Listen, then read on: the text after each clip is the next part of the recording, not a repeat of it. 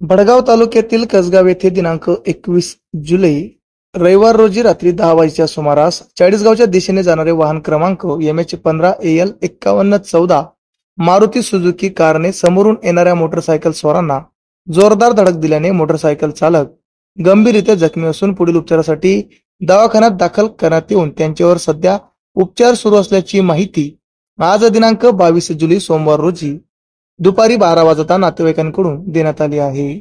जळगाव चांदवड या महामार्गावर महिनाभरापूर्वी गतिरोधक टाकण्यात आले असल्याने गतिरोधक संबंधित कुठेही सूचना फलक व गतिरोधक वर सफेद पट्टी नसल्याने या गतिरोधकावर भरधाव वेगाने येणारे वाहन जोरात आदळले जात आहे। यामुळे वाहन चालकाचा वाहनावरील नियंत्रण सुटत असल्याने या ठिकाणी गेल्या 1 महिन्यापासून 5 ते 6 अपघात झाले आहेत।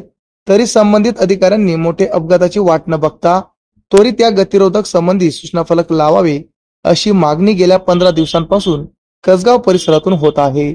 याकडे संबंधित अधिकारी जाणून बुजून दुर्लक्ष करीत असल्याने नागरिकांनी नाराजी व्यक्त केली आहे। सामाजिक कार्यकर्ता चेतन पाटील यांनी याबाबत देखील नाराजी व्यक्त केली आहे।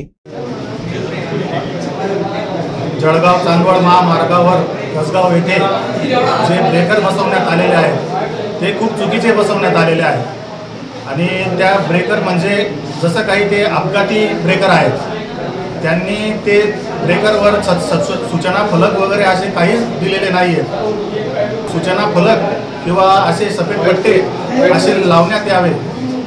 कसगाव येथे तिथं आजच ॲक्सिडेंट झाला। एक कारवाल्याने मोटरसायकलवाल्याला ठोकले आणि तिथे हे जे अधिकारी लोक आहेत त्या लोकांनी संबंधित त्या रोडाचे अधिकारी लोक आहेत त्यांनी तिथे काहीतरी लवकरात लवकर सूचना फलक व किंवा सफेद पट्टे वगैरे काही असे त्वरित करावे।